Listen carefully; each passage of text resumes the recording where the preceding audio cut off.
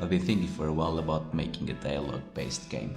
Having recently played Disco Elysium, I felt like there's a lot of potential left to explore in that subgenre.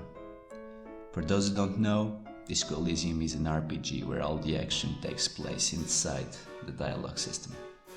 Once I started, I had two immediately apparent tasks in front of me: implementing some sort of dialogue system and everything else. Luckily, I found Dialogic soon after starting my research.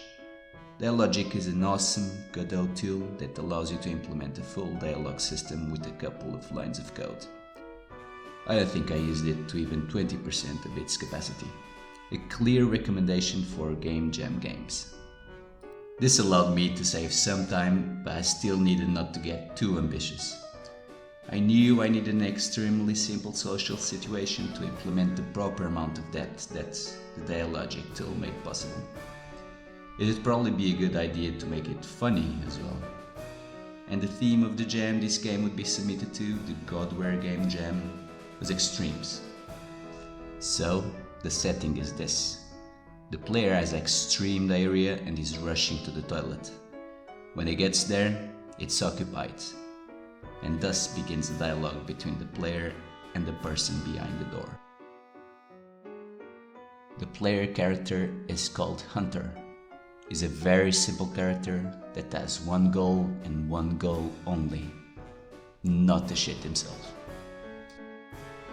The real star of the game is the one behind the door. When writing the dialogue for this character, I knew that he'd want not to leave the bathroom. However, he wouldn't be able to say what he was doing in there or how long it would take him. Otherwise, Hunter would just give up and try to find another toilet. So I had to make him into some sort of troll character. But he couldn't be fully malicious, as that would make the game impossible to win. Hence, I decided that he should be a genie. It would both make his behavior explainable and allow me to integrate wishes into the narrative. In conclusion, I had a lot of fun making this one. Maybe not my classiest contribution to indie game culture, but one that was worth making.